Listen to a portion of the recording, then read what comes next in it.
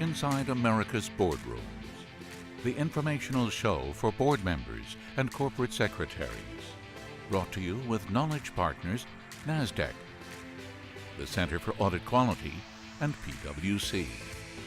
Along with content contributors Equilar, Meridian Compensation Partners, Wilson Sonsini, Goodrich, and Rosati, Donnelly Financial Solutions, and the Society for Corporate Governance. Welcome to this edition of Inside America's Boardrooms. I'm TK Kerstetter, the CEO of Boardroom Resources, and it's my pleasure to welcome you to the show. Today we're going to be talking about, can boards make executive compensation understandable for investors? And with me is a compensation expert that's going to help us sort of dig into this issue.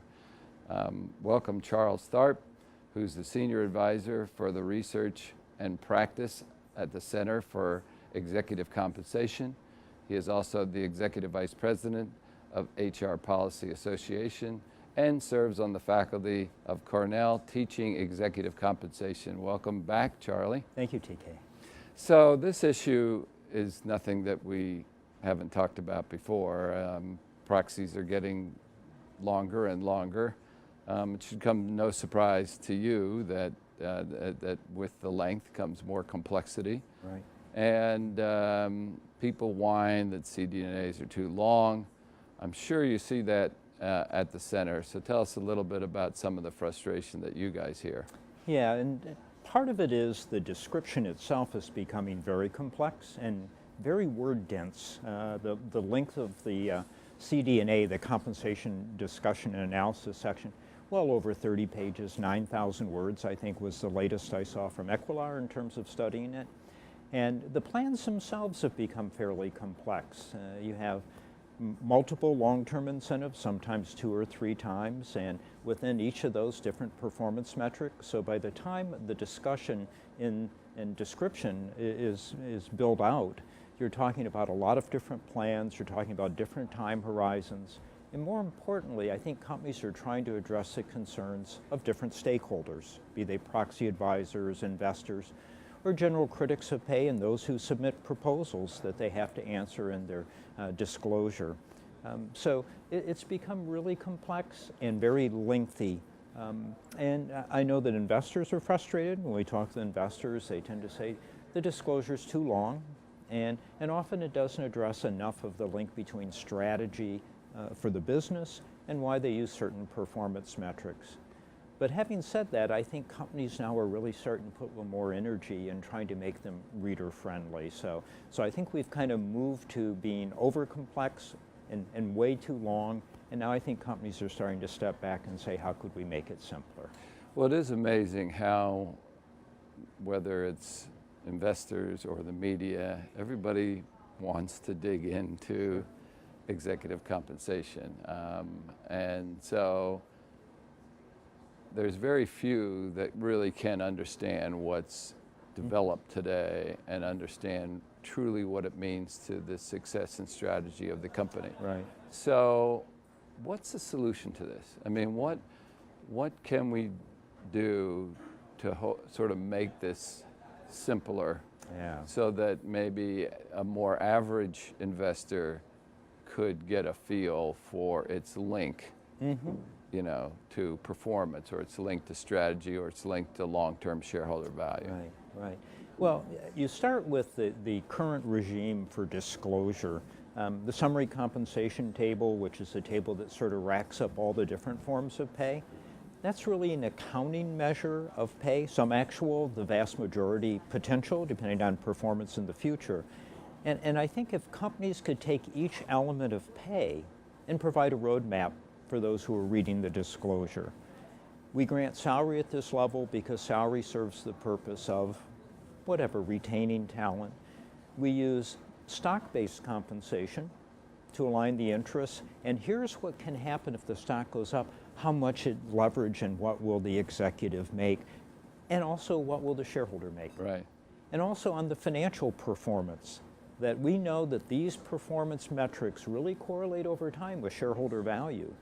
Therefore, if we achieve these objectives that we've set, we expect there will be an increase in stock, and the executive his pay or her pay will go up by a certain amount. So to show the leverage, the sensitivity, but also show how it aligns with trying to create value over time. Unfortunately, I think today much of the text in a CD&A is trying to justify that accounting number that so many people focus on. But if they would back up and really disaggregate pay, the what, the how, and the why, I think it would be very helpful to the reader.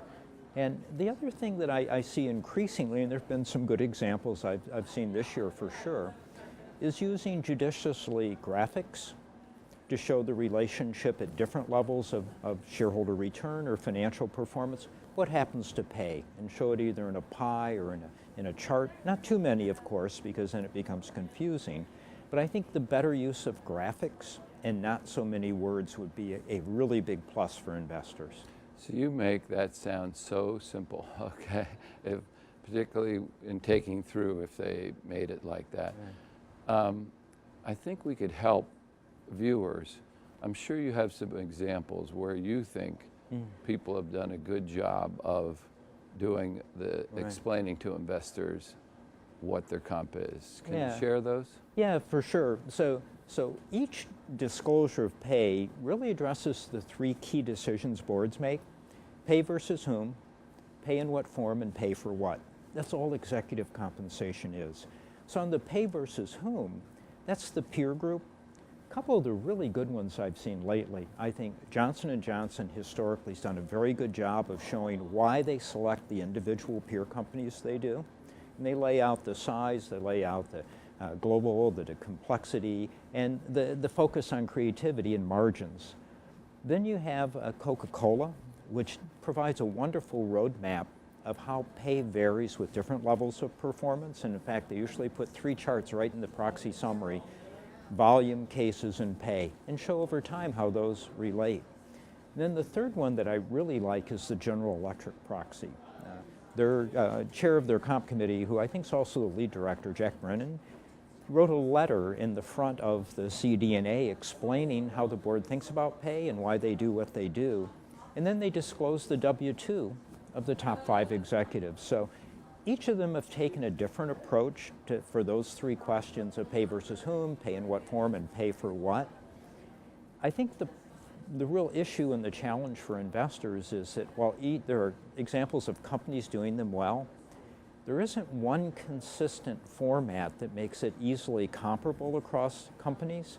And that's why they default to the summary comp table, because that is comparable across companies. Unfortunately, it doesn't really tell a pay for performance story. It tells an accounting expense story for those awards that were granted, not necessarily earned.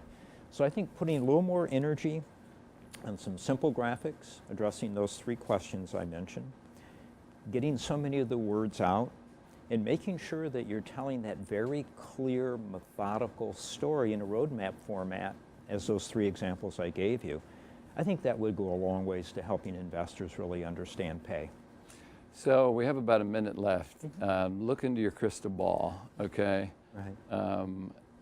Again, what you said sounds so simple, but what do you see happening in the next couple of years? What do you think we'll see improvement, or is it going to get worse before it gets better? Yeah, well, first I'll give you the bad news. Bad news first. We don't have all of the elements of Dodd-Frank implemented yet. You've got pay ratio, you've got pay for performance, which is drafted as it is now in Dodd-Frank is it's incomprehensible. I don't understand how it got that way.